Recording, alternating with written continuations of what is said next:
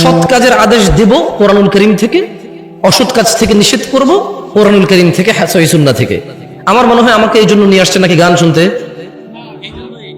আমল করতে আসছেন আজকে নাকি আমল শিখতে আসছেন?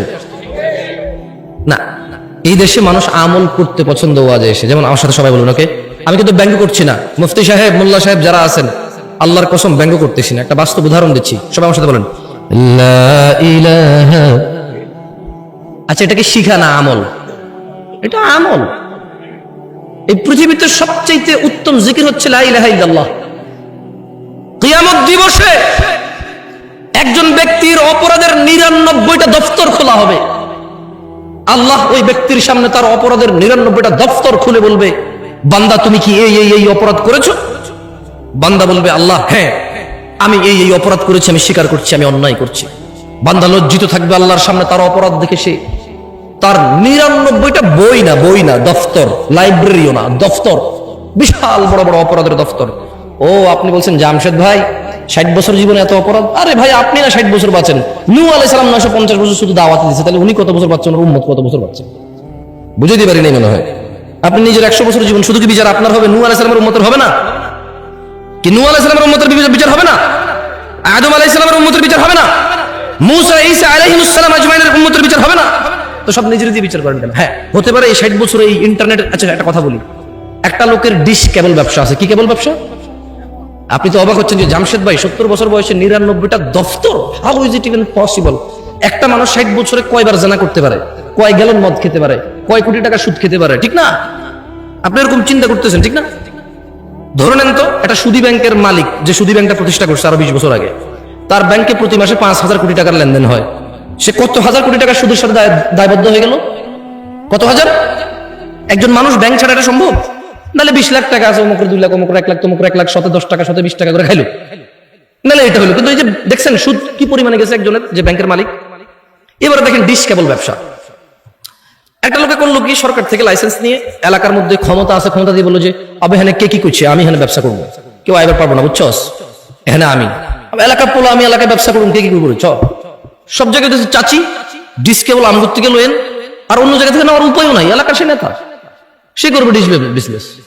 না, নেতাদেরকে খারাপ বলছি না, হতে পারে সে নেতা না, এলাকার ছেলে। নেতাকে যাই বলতেছে যে চাচা কি করুম, কিছু নাই, চিন্তা করছি ডিশ কেবল ব্যবসা করুন, কি করুন? চাচা চিন্তা করছে এলাকার বেকার ছেলে, ঠিক আছে কাজকর্ম করলে ভালো, এলাকার উন্নতি হবে, আরো 5টা পোলাপানের কর্মসংস্থান হবে। চাচা ওভাবে ইসলামিক ভাবে চিন্তা করেনি, কারণ চাচা ইসলামিক ভাবে চিন্তা করবে কিভাবে? যে ছেলে ব্যবসা করবে তার মা বাবা তো চিন্তা করে না ছেলেরা কি ব্যবসা করবে, ছেলে নিজেই চিন্তা করে না। এখন সে ডিশ কেবলের ব্যবসা নিয়ে আসলো, নিয়ে আসার পরে 5,000 পরিবারে ডিশ দিল। কয় হাজার পরিবার? কয় হাজার? এবার 5,000 পরিবার, 5,000 টেলিভিশনে একটা গান চলতেছে, একটা উলঙ্গ মহিলা নাচতেছে, একটা বাদ্যযন্ত্র টং টং টং টং টং টং করে বাজাইতেছে, একটা মহিলা তার শরীর নাড়াচ্ছে, চুল নাড়াচ্ছে, একটা ছেলে তার তালে তালে নাচতেছে। এবার এখানে চাচা চাচি বসে বসে রিমোট নাড়াচ্ছে আর পা এভাবে নাড়াচ্ছে। হ্যাঁ ঠিক আছে, তাহলে কয় হাজার ফ্যামিলিতে? দেখছেন এই ডিশ কেবল ব্যবসায়ী একটা গান শুনলে একটা গানের ওর গুনাহ হতো। 5,000 পরিবারের প্রত্যেকের একজনের যে গুনাহ, এই 5,000-এর প্রত্যেক ব্যক্তির সেম গুনাহ যে ডিশ কেবল ওই গান দেখতে দিল তার হলো। 99টা দপ্তর হওয়া সম্ভব মনে হয় না? আরো বেশি হয়ে যাবে মনে হয়, আমি বুঝাইতে পারিনি মনে হয়। আমি যখন আরো একটু ছোট ছিলাম, আর স্বাভাবিক সবাই ছোট থেকে আস্তে আস্তে বড় হয়, এখনো ছোট আপনাদের তুলনায়, কিন্তু যখন আরো ছোট ছিলাম আর কি, তখন যখন এই হাদিস পড়ছি আমি চিন্তা করলাম যে একটা যুবক ছেলে নাইলে দিনে একবার হস্তমৈথুন করে, এরপরে সে ভয় পেয়ে যে তার যৌন শক্তি নষ্ট হয়ে যাবে, বলে আস্তাগফিরুল্লাহ আস্তাগফিরুল্লাহ আর করবো না, 1 মাস আর করে না। নাহলে 15 দিন একটা মেয়ের সাথে কথা বলে, নাহলে একটা মেয়ের পিছনে 1 বছর টার্গেট দিয়ে ঘরে ওরে বিয়ে করবে, একটা অপরাধ জেনা। একটা লোক নাহলে 1 বোতল মদ খাইছে বন্ধু বান্ধব নিয়ে বৈশা, মদ পৃথিবীর মানে অন্যতম অপরাধের মধ্যে একটা, কারণ এই মদ খেলে মানুষ জেনাও করে, মদখোর জেনাও করে, অশ্লীলতা জড়ায় পড়ে। এখন এই 1 বোতল মদ খেলো, পরের দিন আরে সব মানুষ কি ব্যবসায়ী হয় নাকি?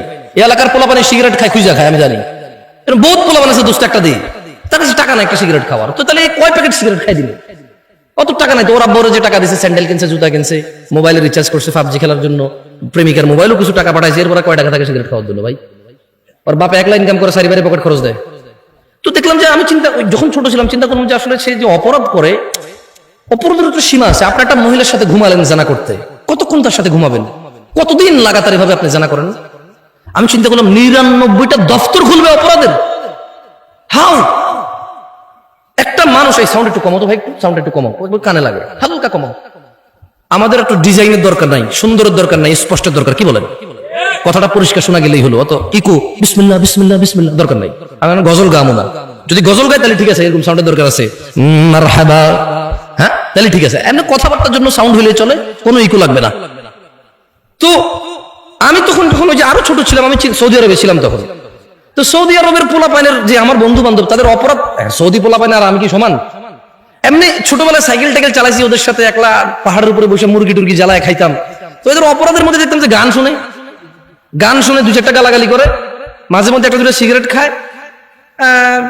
এর বাহিরে ধরেন এইগুলো কমন অপরাধ আর কি। হ্যাঁ, এর মধ্যে ধরেন কতক্ষণ গান শুনে, কতক্ষণ আস্তাগফিরুল্লাহ আস্তাগফিরুল্লাহ, সৌদি পোলাপাইনের কথা বলতেছি। হ্যাঁ, ওই বন্ধুরা একটা ঠুস করে একটা গালি দিয়ে দিল, গালি দিয়ে বলল যে লা হাওলা ওয়ালা কুওয়াতা ইল্লা বিল্লাহ, সর তুই থাকলে গালাগালি হচ্ছে।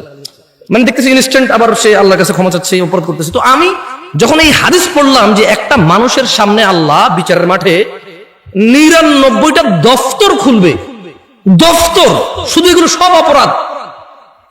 তো আমি চিন্তা করলাম, আচ্ছা এই সব অপরাধ একটা লোক 60 বছর বাঁচে, এত দফতর হবে কিভাবে? ছোট মানুষ না। যেমন আপনি ছোটবেলায় মনে আছে কিনা, আপনার আম্মা আপনাকে গল্প শোনাইতো, তুই যে আম্মুর কথা শুনোস না, আম্মু মরে গেলে তোরা আরেক বিবাহ করলে, সৎমা আসলে কথা না শুনলে তখন কি করবি, এরকম শুনেছে না? আপনি তখন চিন্তা করতেন যে আইরি আমি ওই যে ড্যাঙ্গার ভিতরে বাগানে পায়খানা করতে যাবো, কিভাবে জিনবুত আছে, আমার আম্মা মরে গেলে কার নিয়ে ঘুমাবো, এরকম চিন্তা করে নাই কেউ এখানে?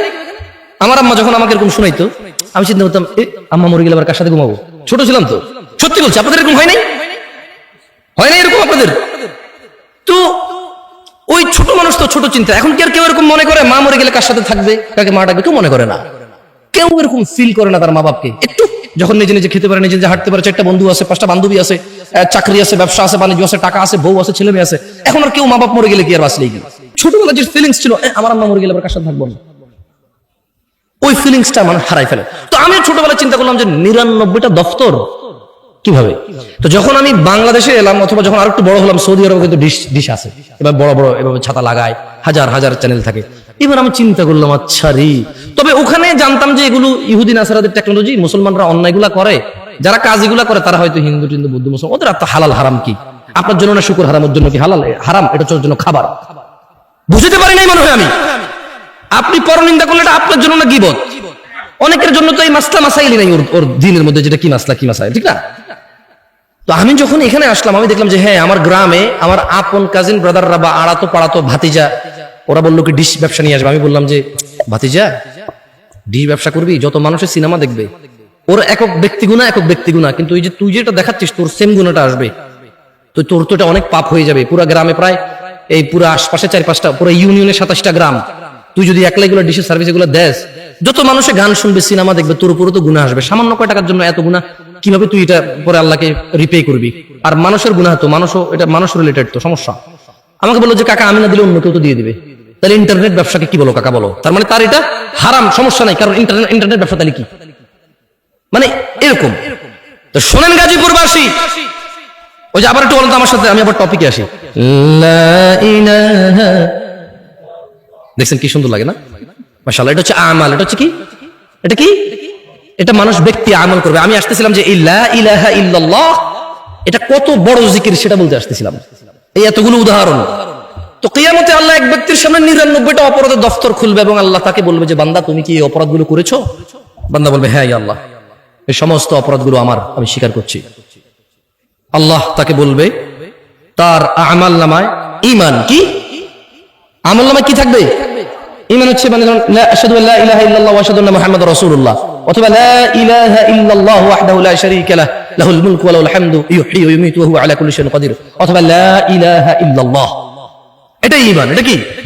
আল্লাহ ছাড়া কোনো অন্য মাবুদ, উপাস্য, মানে মানার মতো, ভয় পাওয়ার মতো, পরোয়া করার মতো অন্য কোনো ইলাহ নাই। কি নাই?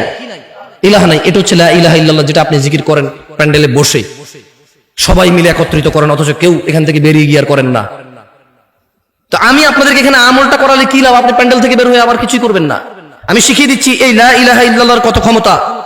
99টা দফতর অপরাধের একটা পাল্লায় রাখা হবে, একটা কাগজের টুকরোর মধ্যে ওর লা ইলাহা ইল্লাল্লাহ লেখা থাকবে।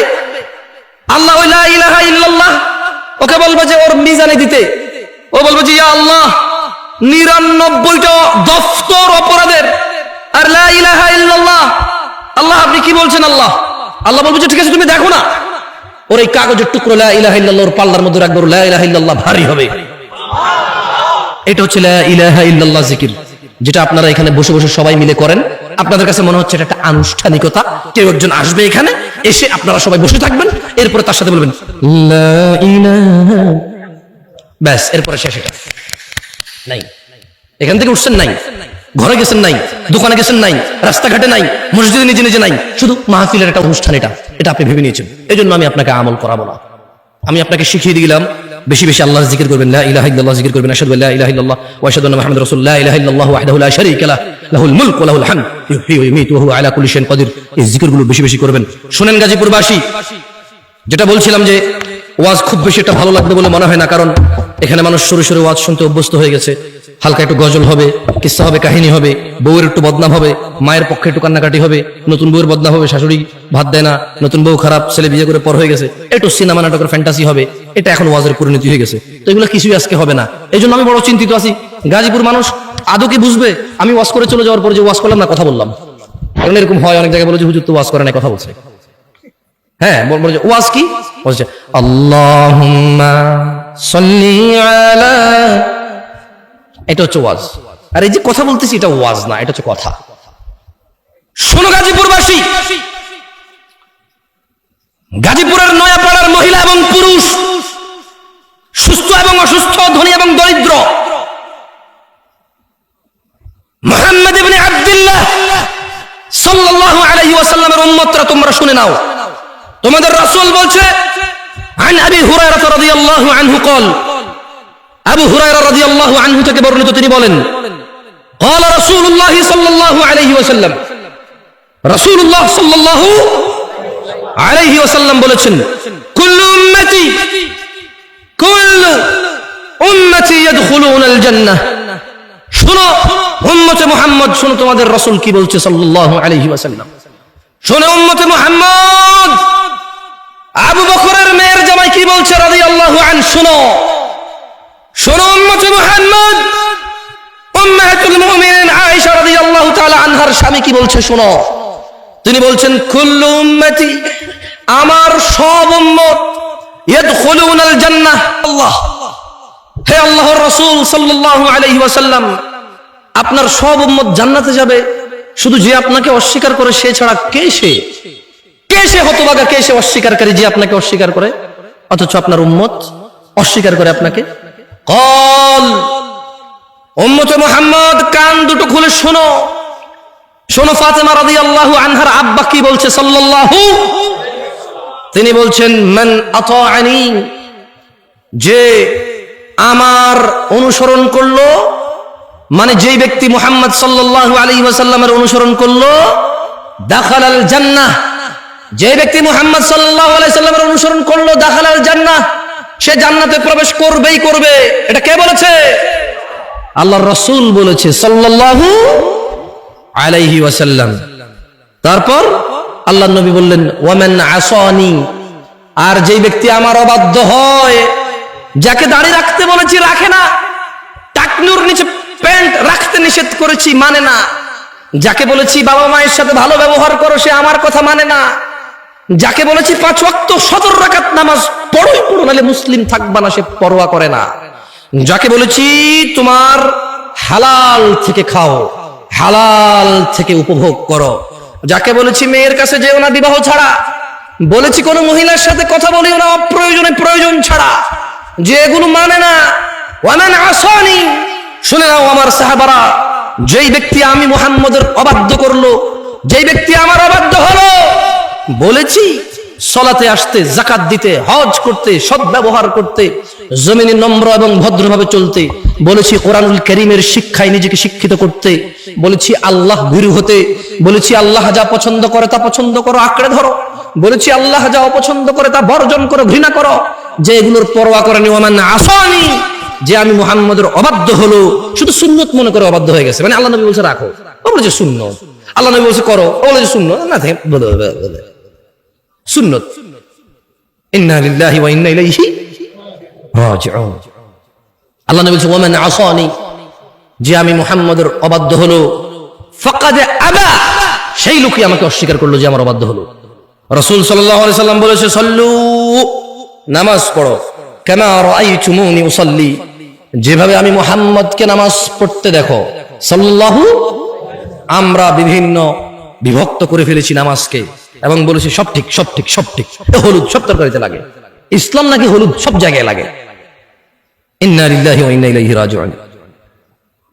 এই সাউন্ড এগুলো কি কোনোভাবে সম্ভব না বন্ধ করা? না, খুব বিরক্ত করা, মানে কনসেন্ট্রেশনটা একটু নষ্ট হয়।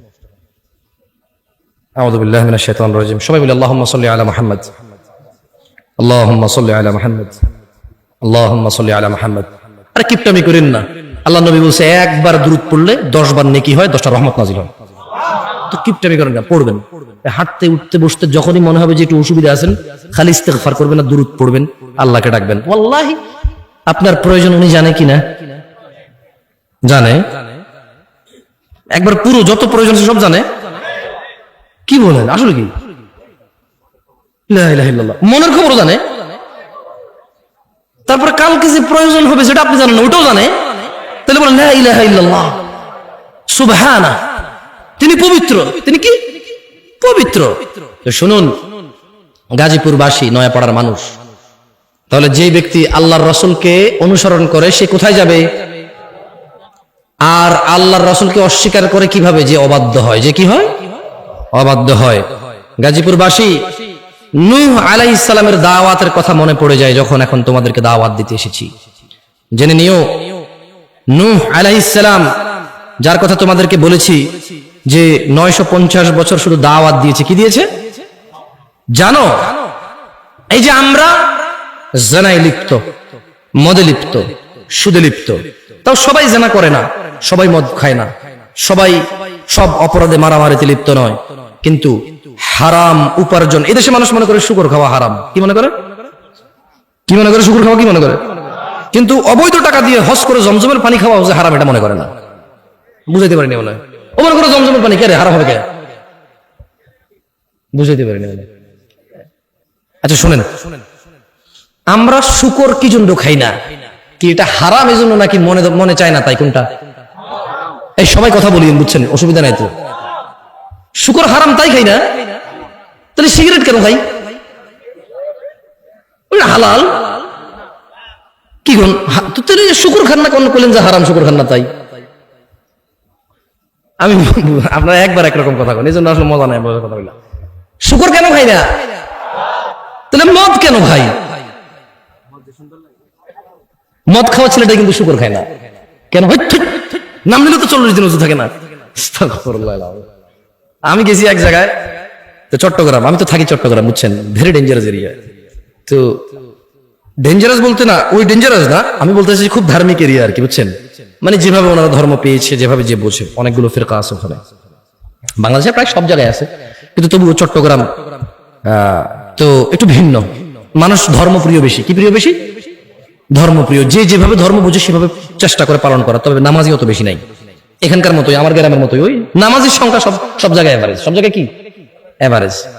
তো আমি কোথায় কোথায় শুকুর নিয়ে কথা উঠলো, তো ওখানে আমরা 4-5 জন লোক কথা বলতেছিলাম, সবাই আমরা পরিচিত ছিলাম। তো একটা আমার ফ্রেন্ড ছিল, বয়স আমার থেকে একটু বড়, তো বললো যে জামশেদ, আমরা যে কক্সবাজার যাচ্ছিলাম ওই যে রোহিঙ্গাদেরকে দেখতে, তখন তো বাংলাদেশে ওরা ঢুকলো, বললো যে তোর মনে আছে যে কতগুলো শুকুর দেখলাম, ওইদিকে শুকুর পালে ওরা। এখন পাশের জন বলতেছে যে তুই এমন জিনিসের নাম নিছিস 40 দিন তো এবারে ওযুই থাকবে না। কয়দিন?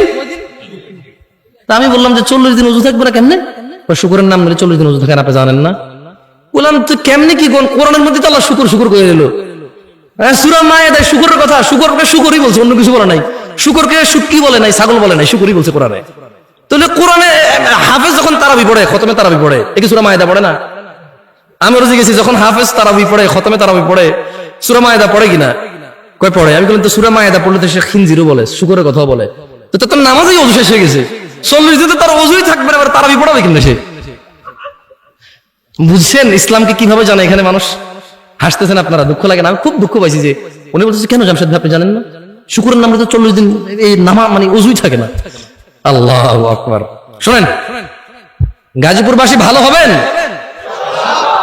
তাহলে কখন ভালো হবেন সেই সীমাটা বলে দিচ্ছি।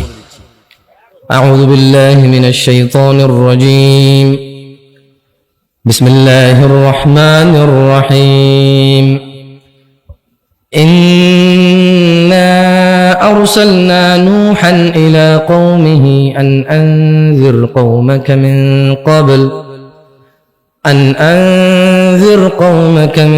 قبل أن يأتيهم عذاب أليم। আল্লাহ তাআলা উম্মতে মুহাম্মদকে সতর্ক করতেছেন নূহ আলাইহিস সালামের ঘটনা বর্ণনা করে। সতর্ক হবেন? গাজীপুরের মানুষ, তোমাদের রব বলছে ইন্না আরসালনা নূহান ইলা কওমিহি, নিশ্চয় আল্লাহ নূহ আলাইহিস সালামকে পাঠিয়েছেন নূহ আলাইহিস সালামের উম্মতের কাছে, সম্প্রদায়ের কাছে। আন আনযির কওমাকা মিন ক্বাবলি আন ইয়াতিয়াহুম আযাবুন আলীম। আল্লাহ নূহ আলাইহিস সালামকে বলেছে, নূহ তুমি তোমার সম্প্রদায়কে সতর্ক করো, আল্লাহর কাছ থেকে ধ্বংস, বিপদ, আযাব আসার আগে সতর্ক করো। তাহলে সতর্ক কখন হতে হবে? সতর্ক কখন হতে হবে? বিপদ আসছে সতর্ক হয়ে আর লাভ? আল্লাহ তাআলা নূহ আলাইহিস সালামকে পাঠিয়ে বলছেন, নিশ্চয়ই আমরা নূহকে পাঠিয়েছিলাম তার জাতির কাছে সতর্ককারী হিসেবে, যাতে সে তার জাতিকে সতর্ক করে আল্লাহর পক্ষ থেকে গজব নাজিল হওয়ার পূর্বে। এবার নূহ আলাইহিস সালাম আল্লাহর থেকে ওহী পেয়ে বললেন কল, তিনি নূহ আলাইহিস সালাম বললেন, ইয়া কওমি, হে আমার সম্প্রদায়, ইন্নী লাকুম নাযীরুম মুবিন, হে আমার সম্প্রদায় শোনো তোমরা, নিশ্চয়ই আমি নূহ তোমাদের জন্য একজন সতর্ককারী। আনি ইবুদুল্লাহ, আমি তোমাদেরকে সতর্ক করছি এই বিষয় যে তোমরা আল্লাহর ইবাদত করবে, ওয়াত্তাকু, তোমরা আল্লাহকে ভয় করবে, ওয়া আতিউন, এবং তোমরা, নূহ আলাইহিস সালাম বলছে যে আমার অনুগত্য করবে। তাহলে নূহ আলাইহিস সালাম তার জাতির কাছে কি জন্য গিয়েছে? সতর্ক করতে। কি জন্য? আযাব আসার আগে সতর্ক করতে। একটু আমার সাথে কথা বলিয়েন কেমন? আমি আগেই বলেছি খুব বেশি মজা পাবেন না, এটা শিক্ষার জায়গা। শিক্ষা মানুষের তো ভালো লাগে না, এটা প্রেসার ক্রিয়েট করে। দেখেন না, পোলাপান স্কুলে যেতে চায় না। পোলাপান কোথায় যেতে চায় না? চকলেট দেয়, কত কিছু দেয়, স্কুলে যায়। আর খেলার মাঠে গেলে আপনি খুঁজেও পান না, কোন মাঠে আছে তারা খুঁজেও পান না, পান। তো এখন আজকে এখানে শিক্ষা হবে, এটা ক্লাস হবে ইনশাআল্লাহ। আমি ওয়াজ করতে জানি না, হুদাই আমরা নিয়ে আসছে। আমার কথা হচ্ছে একটা ক্লাস হবে, আধা ঘন্টা, 1 ঘন্টা 40-50 মিনিট একটা ক্লাস হবে, যেখানে আপনি কিছু জিনিস শিখবেন। এবার সম্পূর্ণ আপনার নিজের অভিমত, নিজের ইচ্ছা, আপনি আপনার রবের পথ অবলম্বন করবেন নাকি ইবলিসের পথ অবলম্বন করবেন? আপনি নিজেকে সংশোধন করবেন নাকি নিজেকে উচ্ছৃঙ্খল রেখে আল্লাহর জাহান্নামের দিকে, আল্লাহর রাগের দিকে চলে যাবেন? সিদ্ধান্ত কার? আপনার। আর আমি কি করতে পারি? আপনাকে একটা জিনিস শুনাই, শিখাই যেতে পারি, ঠিক কিনা?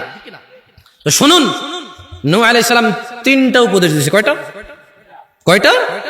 প্রথমে কি বললেন? হে আমার জাতি, আমি তোমাদের কাছে স্পষ্ট সতর্ককারী। আর শুনে নাও আমার উচ্ছৃঙ্খল জাতি, শুনে নাও আমার গুনাহগার জাতি, শুনে নাও আমার আল্লাহদ্রোহী জাতি, আমি তোমাদেরকে সতর্ক করছি, আনি ইবুদুল্লাহ, তোমরা একমাত্র আল্লাহর ইবাদত করবে। ভবিষ্যতের জন্য টিয়া পাখির কাছে যাবে না, মেয়ের বিয়ের জন্য চিরুনি পড়া নিয়ে এসে মাথা আশ্রাবে না। শোনো আমার জাতি, তোমরা কোরআনকে অপবিত্র অবস্থায় গলায় ঝুলিয়ে রাখবে না, গায়ে মাখবে না, টয়লেটে যাবে না এটাকে নিয়ে। তোমরা এই কোরআনুল কারীম পড়বে, পড়ে সেই অনুযায়ী আমল করবে, নিজের হৃদয় নরম হবে এবং জীবন পরিচালনা করে আল্লাহর সন্তুষ্টির দিকে তোমরা জান্নাতে চলে যেও। শোনো আমার জাতি, আনি ইবুদুল্লাহ, আল্লাহ ছাড়া অন্য কারো ইবাদত হবে না। মুশকিল উদ্ধারকারী কে? সন্তান দাতা কে? সুস্থতাকারী কে? ভালো মন্দের নির্ধারণ কে করে? অন্য কারো কাছে কি আছে? আল্লাহ ছাড়া আল্লাহর বিপক্ষে কেউ কি আপনাকে আশ্রয় দিতে পারবে? আল্লাহ যদি আপনাকে আশ্রয় দেয়, কেউ কি আপনার ধ্বংস করতে পারবে? আল্লাহ যদি আমার আর আপনার জন্য জাহান্নামকে নির্ধারণ করে, কেউ কি উদ্ধারকারী আছে? আল্লাহ যদি আমার আর আপনার জন্য জান্নাতকে নির্ধারণ করে, কেউ কি আমাদের হিংসা করে জাহান্নামে নিতে পারবে? তাহলে সবাই বলুন, আল্লাহ আমাদেরকে জান্নাত দিয়েন। তো শুনে নিন, নূহ আলাইহিস সালাম 3টা সতর্ক করেছিল। আনি ইবুদুল্লাহ, তোমরা আল্লাহর ইবাদত করো, দাসত্ব করো শুধু আল্লাহর। ওয়াত্তাকু, এবং যদি ভয় করতে হয় শুধু আল্লাহকেই ভয় করো। ওয়া আতিউন, আর আমি নূহের অনুসরণ করো। আচ্ছা, আমাদের জন্য কি নূহ আলাইহিস সালামের অনুসরণ হবে নাকি মুহাম্মদ সাল্লাল্লাহু আলাইহি ওয়াসাল্লামের অনুসরণ হবে? তাহলে ইবাদত কার হবে? ভয় কাকে করব? আর অনুসরণ কাকে করব? সুবহানাল্লাহ। তাহলে কয়টা দাওয়াত পেলাম আমরা এখানে? কয়টা পেলাম? 3টা। আচ্ছা, নূহ আলাইহিস সালাম বলতেছে যে ওকে, এখন আমরা জিনা করি কিনা? আমরা জিনা করি না? মদ খাই না? সুদ খাই না? মারামারি, গীবত, সমস্ত অপরাধের সাথে আমরা জড়িত আছি কিনা? গান বাজনা, নাচানাচি আছি না? বেনামাজি, তারপরে হজ করার তৌফিক আছে, হজ করে। যাকাত দেওয়ার তৌফিক আছে, যাকাত কি টাকা দিয়ে দেয় না কাপড় দিয়ে দেয় ট্রাক ভইরা? তার মানে প্রত্যেকটা অন্যায়ের সাথে তো আমরা লিপ্ত, বরঞ্চ ইসলামের যে হুকুম আহকাম যেভাবে এগুলোকে পালন করা উচিত সেভাবে পালন না করে উল্টা নিজের মতো করে করি কিনা? করি কিনা? তাহলে নূহ আলাইহিস সালাম তার জাতিকে কয়টা ইবাদতের কথা বললো? প্রথমটা কি? আপনারা মনোযোগ দিয়ে শুনতেছেন না, ওয়াল্লাহি দেখেন গাজীপুরের মানুষ মনোযোগ দিয়ে শুনেন, মজা না লাগলো ইনশাআল্লাহ আজকে শুনে যান, শিখে যান, দেখবেন জীবনে যেদিন ভালো হতে চাইবেন আপনার জানা থাকবে যে আপনি কিভাবে ভালো হবেন। যেদিন আপনার মনে হবে আল্লাহর ক্ষমার দরকার, সেদিন আপনি জেনে যাবেন কিভাবে ক্ষমা পায়। যদি আজকে এই মাহফিল মনোযোগ দিয়ে শুনেন, আরে হ্যাঁ, আমি চলে যাওয়ার পরে এই মাহফিল চলে যাবে না তো, কারণ আমি কোনো কিস্সা কাহিনী বলতেছি না, এখানে কোনো গল্প উদাহরণ দিচ্ছি না, সূরা নূহ পড়ে শোনাচ্ছি। কি পড়ে শোনাচ্ছি? আর আপনার ঘরে এই কোরআন আছে, এই সূরা আপনার ঘরেও আছে, যখন মর্জি পড়ে নিজেকে সংশোধন করে নিয়েন। খুব সুন্দর আলোচনায় আসছেন। আর আমি দীর্ঘ অনেকদিন পর সূরা নূহ নিয়ে আলোচনা করছি, দীর্ঘ অনেকদিন পর। আমার খুব ফেভারিট সূরা এটা, কারণ আমার কাছে মনে হয় এখানে সবকিছু আছে। একজন মানুষের সর্বোচ্চ দাওয়াত, মানে সর্বোচ্চ একজন মুসলমান কি করবে, এরপরে সে কি পাবে, যদি সে তারপরেও ব্যর্থ হয় এগুলা করতে, তাহলে সে কি করবে, ব্যর্থ হওয়ার পরও যদি সে এগুলা করে তাহলে সে কি পাবে, সব আছে এখানে। সুবহানাল্লাহ। তাহলে শোনেন, তাহলে আমরা কার ইবাদত করলাম? ভয় কাকে পাইলাম? অনুসরণ কাকে করলাম? এইবার এগুলা করলে কি হবে দেখেন, আল্লাহ বলছে যে يغفر لكم من ذنوبكم ويؤخركم إلى أجل مسمى إن أجل الله إذا جاء لا يؤخر لو كنتم تعلمون। ও আমার জাতি, ইবাদত করো আল্লাহর, ভয় করো আল্লাহকে এবং রাসূলের অনুসরণ করো। যদি তোমরা এই 3টা কাজ করো আল্লাহ তোমাদেরকে ক্ষমা করবেন। সুবহানাল্লাহ। তোমাদের যত অপরাধ আছে কে ক্ষমা করবে? ওয়া ইউআখিরুকুম ইলা আজালিম মুসাম্মা। তোমাদেরকে তিনি এই যে অপরাধগুলো করে ফেলেছো, যদি তোমরা এই অপরাধী, তোমরা একেবারেই তোমরা আল্লাহ দ্রোহী, আল্লাহর এবং তার রাসূলের কোনো কথা মানছো না, এবার শুধু আল্লাহর ইবাদতটা করো, আল্লাহকে ভয় করো, তাহলে আল্লাহর নবী বলছে যে আল্লাহ তোমাদের অপরাধ ক্ষমা করবে। ওয়া ইউআখিরুকুম ইলা আজালিম মুসাম্মা, এবং তোমাদেরকে তিনি একটা নির্দিষ্ট সময় দেবে, মানে তিনি তোমাদেরকে হায়াত দেবে, বাঁচায় রাখবে যাতে ভালো কাজ করতে পারো। সুবহানাল্লাহ। মানে গুনাহগার হয়ে তুমি মরবা না। আর কি লাগবে? একটা মানুষ গুনাহগার হয়ে মরবে না, সে আল্লাহর ইবাদত করবে, আল্লাহকে ভয় পাবে, রাসূলের অনুসরণ করবে, তাহলে আল্লাহ তাকে সময় দিবে, অবকাশ দিবে, নির্দিষ্ট একটা সুযোগ দিবে যাতে সে ইবাদত করে আল্লাহ প্রিয় হয়ে পৃথিবী ত্যাগ করতে পারে। এবং নূহ আলাইহিস সালাম বলতেছে, ও আমার জাতি, জেনে রাখো, ইযা জা ইন্না আজালাল্লাহ, আল্লাহর দেওয়া নির্দিষ্ট সময়, ইযা জা, যদি আল্লাহর দেওয়া মৃত্যু তোমার জন্য চলে আসে, আল্লাহর দেওয়া ধ্বংস যদি তোমার জন্য চলে আসে, লা ইউআখার, দেরি হবে না, লাউ কুনতুম তা'লামুন, আমার জাতি যদি তোমরা জানতে। তাহলে আমরা প্রায় এখন 6-7টা শিক্ষা পেয়ে গেলাম। কয়টা শিক্ষা পেলাম আমি বলতেছি, দেখেন। তাহলে নূহ আলাইহিস সালাম দাওয়াত দিল আল্লাহর ইবাদতের এবং আল্লাহকে ভয় করার এবং নূহ আলাইহিস সালামকে অনুসরণ করার, যেহেতু ওনার জাতি। এই 3টা দাওয়াত। আচ্ছা, এই 3টা দাওয়াত মানলে আল্লাহ ইনস্ট্যান্ট সঙ্গে সঙ্গে 2টা জিনিস দিয়ে দিবে। কি দিবে? একটা ক্ষমা করে দিবে। কি করবে? আর একটা, এই ক্ষমার পরে তিনি কিছু নির্দিষ্ট সময় দিবে যাতে তোমরা ভালো হয়ে যেতে পারো, যাতে তোমরা আল্লাহর প্রিয় বান্দা হয়ে যেতে পারো। এরপর নূহ আলাইহিস সালাম একটা সতর্ক করলো। কি করলো?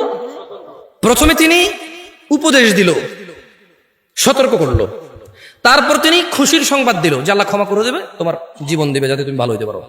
এইবার নূহ আলাইহিস সালাম একটা কন্ডিশন দিচ্ছে, যে কি, আমার জাতি, যদি তুমি আল্লাহর ইবাদত না করো, যদি তুমি আল্লাহকে ভয় না করো, যদি তুমি আল্লাহর ক্ষমা না পাও আর আল্লাহ থেকে নির্দিষ্ট সময় না পাও, তাহলে খবরদার আমার জাতি মনে রাখো, যখন আল্লাহর দেওয়ার সময় চলে আসবে এ দেরি হবে না। যদি তুমি জানতে, শুনবেন ওনার জাতি কি করছে, শুনবেন, আমাদের মতোই ওয়াল্লাহি এরকমই, ঠিক এরকমই। আজকে যারা নামাজ পড়ি না, রাসূল সাল্লাল্লাহু আলাইহি ওয়াসাল্লাম কি নামাজ পড়তে বলেনি? তিনি যদি বেঁচে থাকতেন তিনি কি নামাজ পড়তে বলতেন না? আমি যে বলতেছি নামাজ পড়েন, এটা কি আমি আমার কথা বলতেছি না ওনার কথা বলতেছি? রাসূল সাল্লাল্লাহু আলাইহি ওয়াসাল্লাম কি ওনার উম্মতদের মধ্যে বেঁচে নাই? তিনি কি ওনার উম্মতদের মধ্যে বেঁচে নাই? আমাদের এই যে আমরা মুহাম্মদ সাল্লাল্লাহু আলাইহি ওয়াসাল্লাম নাম নিচ্ছি, এটাই তো ওনার জীবন, এটাই তো ওনার হায়াতের বরকত, এটাই তো ওনার হায়াতের বরকত। এই যে আপনি টাকনুর উপর প্যান্ট পরতেছেন, দাড়ি রাখতেছেন, এটা কাকে মনে করে রাখছেন? তো আপনার এই দাড়ির মধ্যে কি রাসূল জীবিত নয়? সুবহানাল্লাহ। আপনি এটা কাকে মনে করে রাখছেন?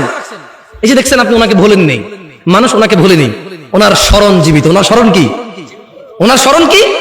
তাহলে উনি যদি আজকে বেঁচে থাকতো এই পৃথিবীতে, যেমনটা তিনি ওনার বংশ এবং তৎকালীন মানুষকে তাওহীদের দাওয়াত দিয়েছে, আল্লাহর দাওয়াত দিয়েছে, আল্লাহর দাসত্বের দাওয়াত দিয়েছে এবং ওনাকে মেনে নেওয়ার দাওয়াত দিয়েছে, আজকে কি দিতেন না? তাহলে ওনার উম্মত হয়ে এই উম্মতের আলেমরা কি আপনাদেরকে নামাজের দাওয়াত দেয় না নবীর পক্ষ থেকে? আপনাকে কি দাড়ি রাখার দাওয়াত দেয় না নবীর পক্ষ থেকে? হালাল খাওয়ার দাওয়াত কি দেয় না নবীর পক্ষ থেকে? ভদ্র নম্র ভালো হয়ে থাকার দাওয়াত কি দেয় না নবীর পক্ষ থেকে? কোরআনুল কারীম পড়ার জন্য মুক্তবগুলো কি নবীর পক্ষ থেকে খোলা নয়? তো যারা আপনারা অস্বীকার করেন, অবাধ্য হন, তাহলে আপনারা কি হুজুরের অবাধ্য হলেন, মোল্লার, মুফতির, ওয়াইজেন, এর শেখ এর অবাধ্য হলেন নাকি রাসূল সাল্লাল্লাহু আলাইহি ওয়াসাল্লাম অবাধ্য হলেন? কার? শোনেন, নূহ আলাইহিস সালামের জাতি 6টা উপদেশ নিল না। নূহ আলাইহিস সালামের জাতি ওনাকে সতর্ককারী হিসেবে বিশ্বাস করেনি, এও বিশ্বাস করেনি যে আল্লাহকে ইবাদত করতে হবে এবং আল্লাহকে ভয় করতে হবে আর নূহ আলাইহিস সালামকে মেনে চলতে হবে, এটা বিশ্বাস করেনি তারা।